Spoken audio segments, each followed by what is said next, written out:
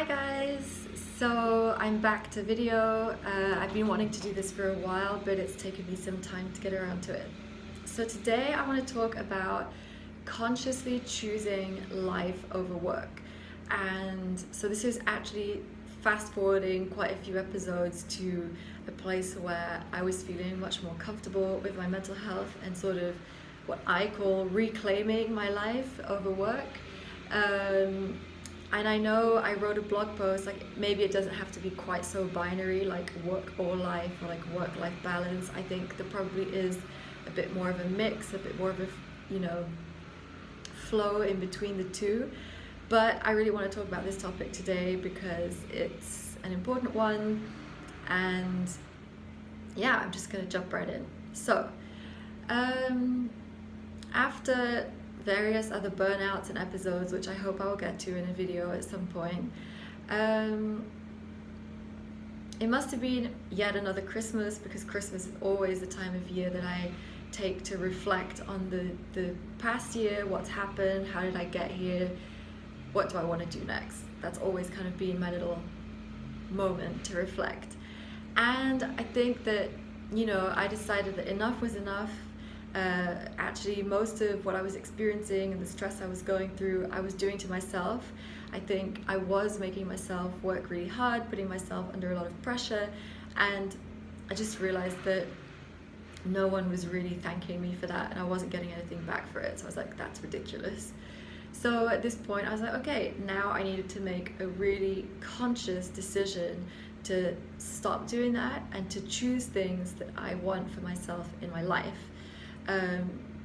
That will help me get away from work and break the cycle of being so invested and working so much.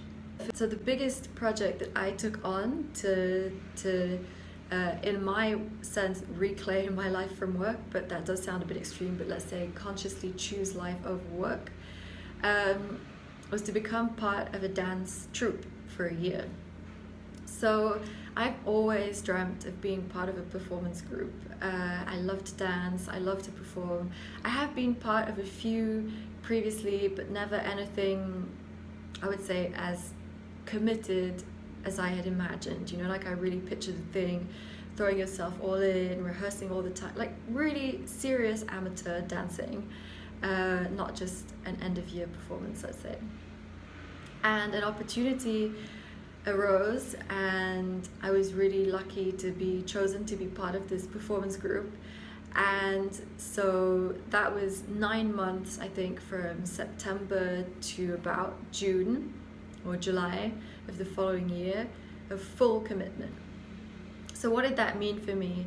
That meant that, for example, rehearsals were every Tuesday evening, and our teacher had mentioned that we had to be there every Tuesday, but also for me as a committed person, like it was really important to never miss a class ever. So that became a great thing for me to use at work, whereas Tuesday evenings I'm not free. On Tuesdays I can't do business travel, and this is non-negotiable. And I think in a way it really helped me to set that boundary, because that was so important to me that it was just out of the question that I was even going to consider a trip on a Tuesday, or anything of the kind. So that was a great step.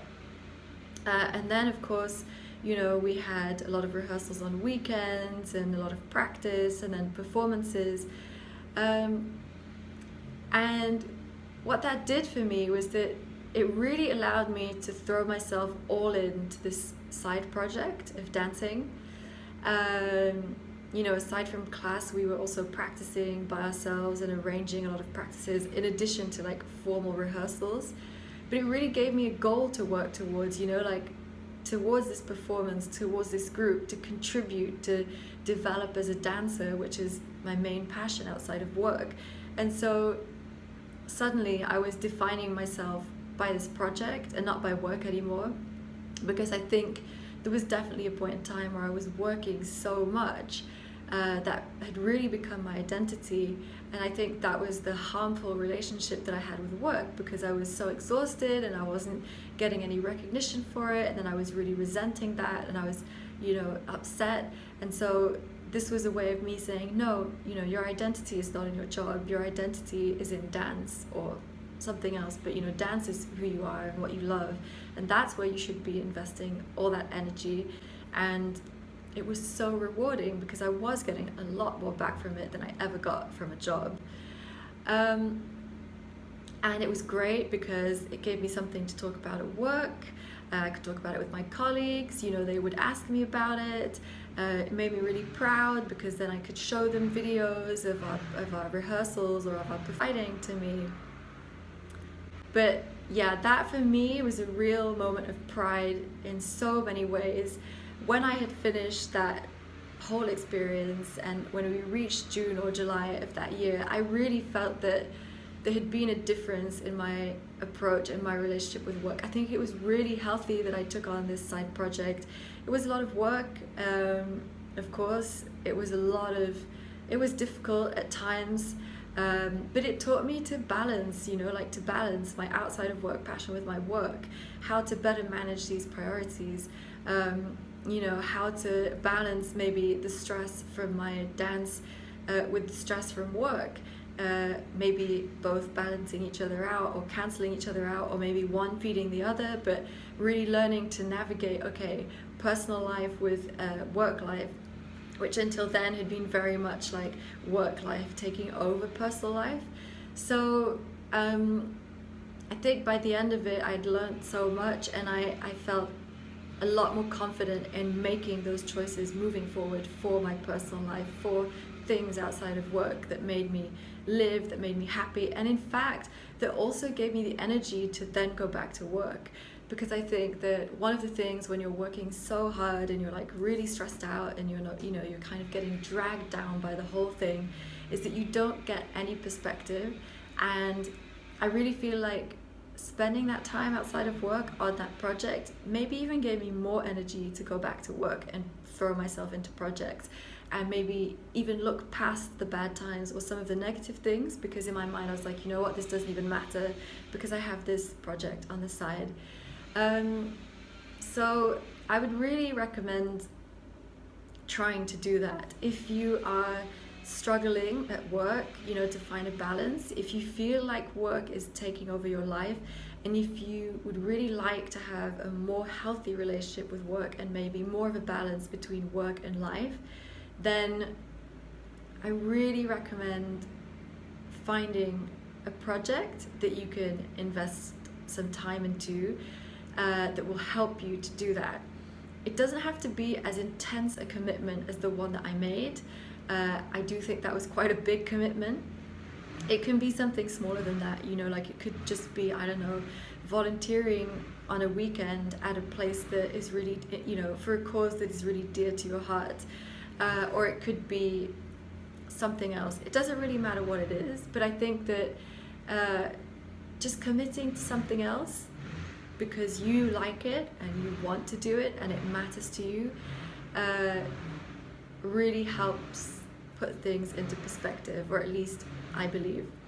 And another important thing I would say is just making a conscious decision, as I mentioned earlier on with some other examples, to choose things outside of work over work. Actively choosing it for yourself.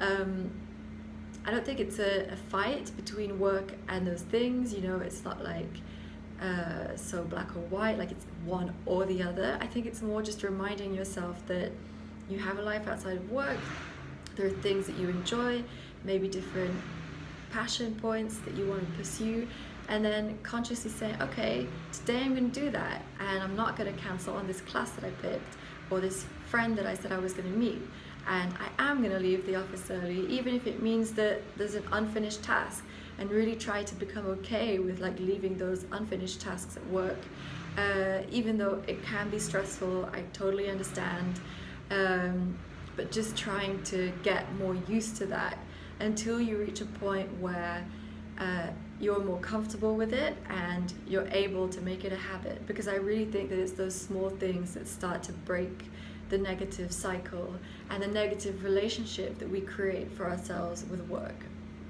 Where it's But that's what I wanted to cover for today. So I hope you enjoyed it. I hope it gave you some insights, and let me know what you think. Look out for the next video. If you want another video, let me know what topic you'd like me to cover. I would love to hear from you. Bye!